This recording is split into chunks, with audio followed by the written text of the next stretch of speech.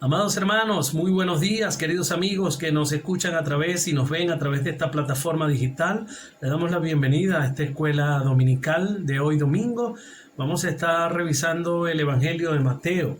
La pasada semana el hermano Carlos Castro estuvo al frente de la clase introductoria y vamos a estar por estas semanas estudiando lo que son las bienaventuranzas pronunciadas por el Señor Jesús en el Sermón del Monte. De tal manera pues que va a ser bien interesante lo que vamos a estar estudiando, además que representa el estándar de Cristo para cada uno de sus seguidores.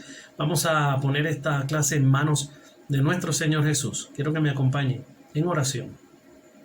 Amado Padre, Señor y Dios, alabamos tu grandeza en esta mañana. Te damos gloria, honra, honor y poder. Queremos, Señor, que te glorifiques en la vida de cada hermano, de cada amigo que ve y que escucha esta clase de escuela dominical. Queremos, Señor, que abone sus corazones, que esta palabra que vamos a sembrar dé su fruto cuando fuera el tiempo necesario, y esperamos pues, Señor, que el Espíritu Santo, tu Santo Espíritu, nos guíe, nos conduzca a toda verdad y nos abra el entendimiento, nos abra los ojos espirituales, nos abra nuestra mente y nuestro corazón para que esta clase pues llegue a puerto seguro, a buen término, entendiendo pues, Señor, que tú quieres que cada día crezcamos en sabiduría. Ponemos esta clase en las manos del Señor Jesús, en quien oramos dando gracias. Bueno, amados hermanos, vamos a comenzar hablando de Juan el Bautista. Juan el Bautista está clamando en el desierto, está anunciando que el reino de los cielos se ha acercado. Pero también habla de la necesidad de arrepentirse para que ese reino pueda tener ya entrada en nuestros corazones. Posteriormente, el Señor Jesús, al iniciar su ministerio, comienza predicando esta misma verdad. El reino de los cielos se ha acercado.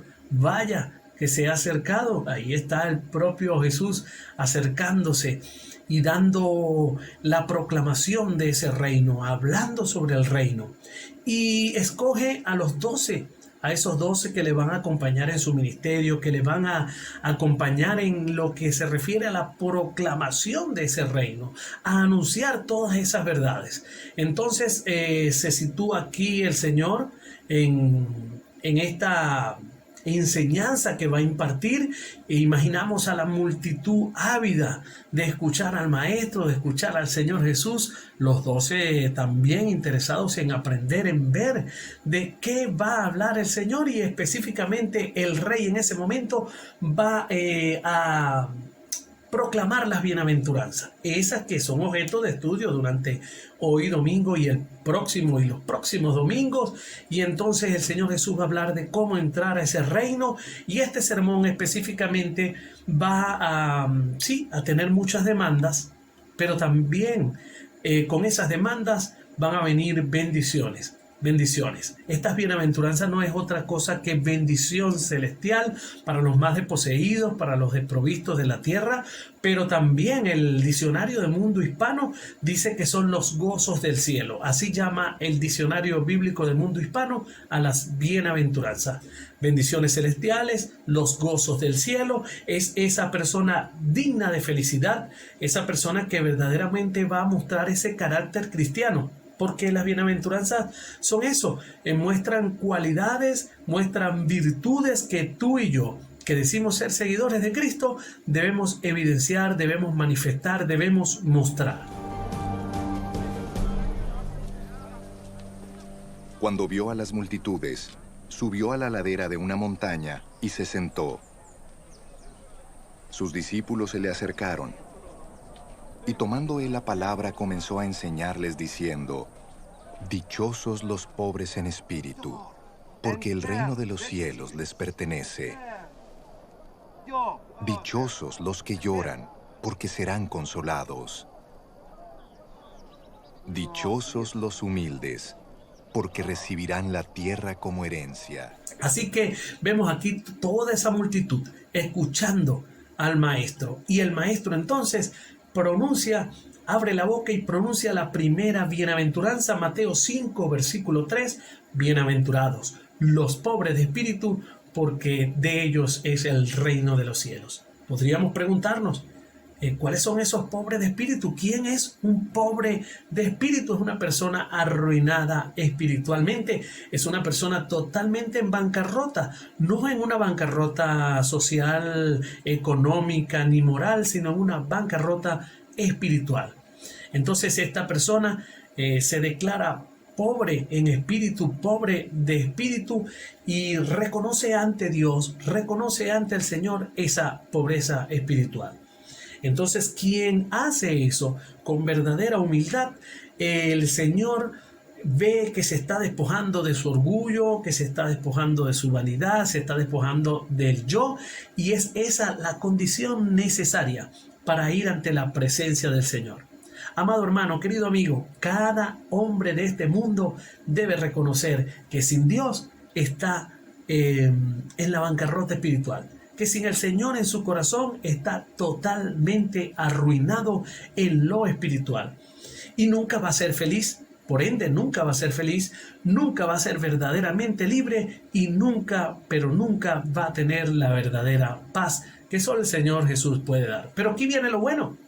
Aquí viene lo bueno, y es que el Señor Jesús, el ungido, según Lucas capítulo 4, verso 18, dice que viene a dar las buenas nuevas, la gran noticia a los pobres, sí, a los pobres, incluyendo los pobres de espíritu. Y esta es una buena noticia para los pobres de espíritu. ¿Y cuál es la buena noticia? Preguntará usted. Bueno, la que cierra este verso 3. De los tales es el reino de los cielos. Sí, de esos pobres de espíritu es verdaderamente el reino de los cielos. Entonces, feliz, dichoso, gozoso, bienaventurado el pobre de espíritu que reconoce esa condición en su vida, porque sí, obviamente lleva a la ruina espiritual. El Señor Jesús entonces reconoce ese corazón humilde, humillado, y le ofrece que, oye, esta gran promesa, el reino de los cielos. Pasamos a la segunda bienaventuranza. La segunda bienaventuranza la registra Mateo, capítulo 5, verso 4. Bienaventurados los que lloran, porque recibirán consolación. Este verso causa confusión a muchos. ¿Cómo va a ser feliz alguien que llora? Bueno, alguna vez en nuestras vidas, usted y yo hemos tenido la ocasión de llorar. Bien sea por una injusticia cometida, llorar por las pruebas, por las luchas, pero el Señor Jesús también lloró.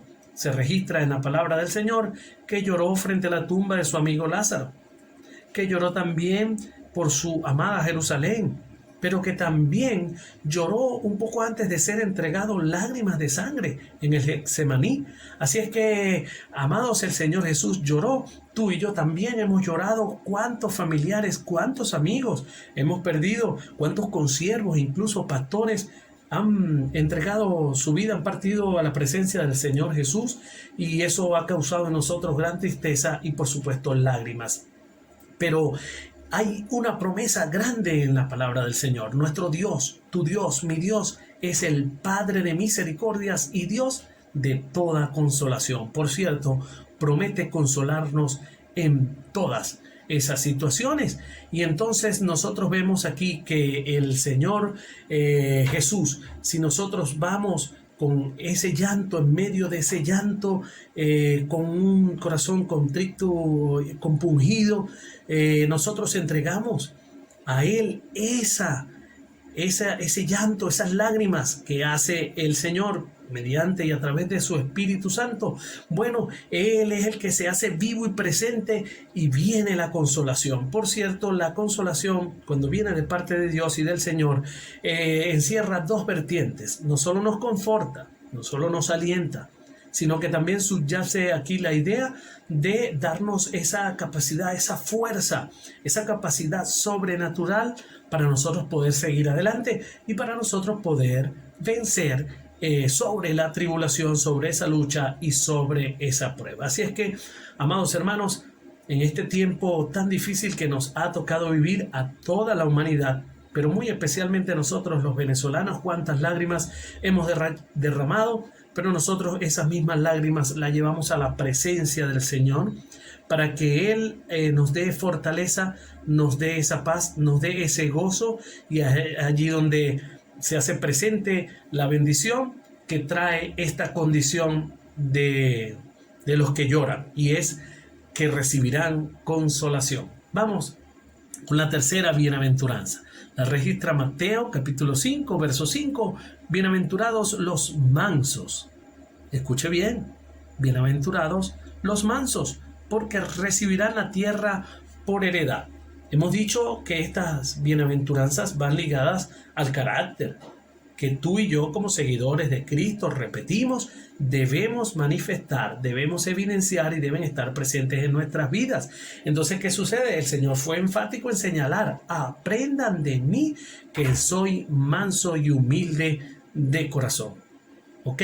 Nosotros entonces tenemos que tener esa docilidad, esa bondad, esa gentileza en nuestro carácter, que no se enoja con facilidad y que al contrario se muestra conciliador, todo lo soporta, todo lo puede. Y hay un error, por cierto, en pensar que el manso es un ser blandengue, es un ser tonto. No, nada que ver. Ese es en el caso del mundo, pero en el caso del reino de Dios nosotros tenemos que ser mansos y humildes de corazón.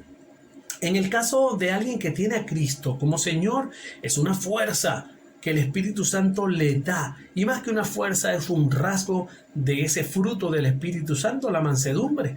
Es un rasgo que debe evidenciarse en toda situación difícil que tú y yo tengamos, que una persona natural seguramente explotaría, ¿verdad? En el caso nuestro de un cristiano, de un creyente del Señor, se muestra manso, se muestra esa mansedumbre. Ahora bien, que al ser manso, ¿a qué nos lleva? Bueno, a ese premio de heredar la tierra de Dios. Amados, esa tierra nueva, ese cielo nuevo que nos ha prometido, claro, allá, cuando estemos en la presencia del Señor, pero también ser manso nos va a permitir aquí, en lo terrenal, tener una vida en abundancia, una vida integralmente cristiana, donde ese Señor reina en ese corazón y muestra entonces esa capacidad para en cualquier situación mostrarse manso, mostrarse dócil. Bien, ¿será que es importante mostrar el carácter cristiano, que estas tres bienaventuranzas que hemos estudiado en el día de hoy, será que es importante mostrarla? ¿Será que esa enseñanza dada allá en el Sermón del Monte para un conglomerado judío que se encontraba allí, será que es pertinente, está vigente, es actual? Bueno, por supuesto que sí. Claro que sí, en este tiempo es importante ser humilde. Otra vez hay un error en pensar que el humilde va a ser pisoteado por el arrogante. Pero recuerda algo, somos ciudadanos del reino. Somos tú y yo ciudadanos del reino, y en el mundo sí, es común enseñorearse sobre los demás, pero no entre nosotros, no en el reino, no en el pueblo de Dios. Nosotros entonces queremos decirte hoy que este reino está accesible, pero hay una condición: ser humilde. La palabra dice que el humilde será exaltado y por el contrario, el altivo será humillado. Pero el rey de mi reino dijo que él era humilde. Y si él dice que él es humilde y manso de corazón, tú y yo debemos andar como él anduvo, debemos imitarlo.